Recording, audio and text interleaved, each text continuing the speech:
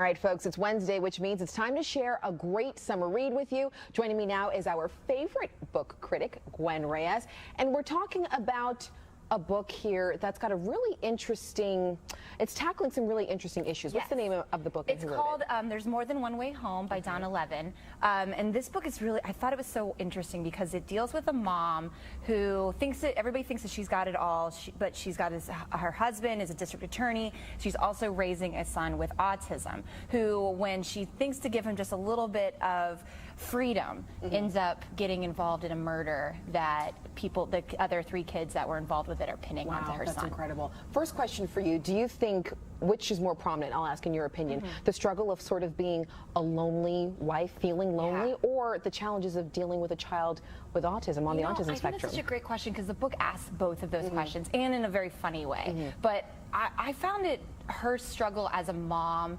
dealing with everything that she has to, kind of being a single mom and having a husband who's off doing his own thing. I thought that was a little bit more traumatic because I can't imagine having to go through that myself. And so reading it was incredibly heart-rendering. Now, when it comes to the child, without giving too much away, somehow getting wrapped up in this murder, is it safe to say?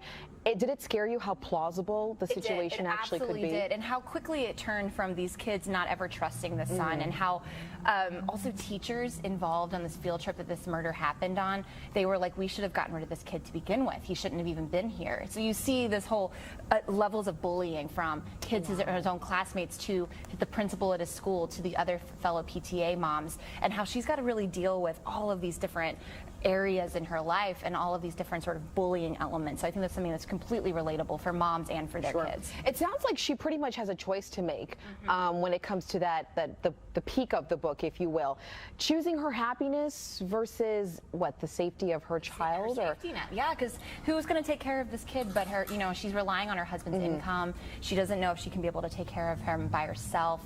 And I thought that was an interesting question to ask, because how many women have been having to face that situation of, I'm in a marriage that isn't perfect for me because of the well-being of my family. I'm sure a lot of women can relate to that. And so my final question for you, we're talking about this title here, More Than One Way Home. I'm wondering for you, what do you think home is for her? For her, I think that it's with her child. I think that she's made she's made the idea of the perfect life with her child, and everything is all about him, and kind of coming to terms with the fact that she'll do anything for her son. Well, you've done a good job of pitching the book. We have to see now how it all plays out, so pick up the book and read it if you've got some free time. Gwen, thank you as always for joining us this afternoon.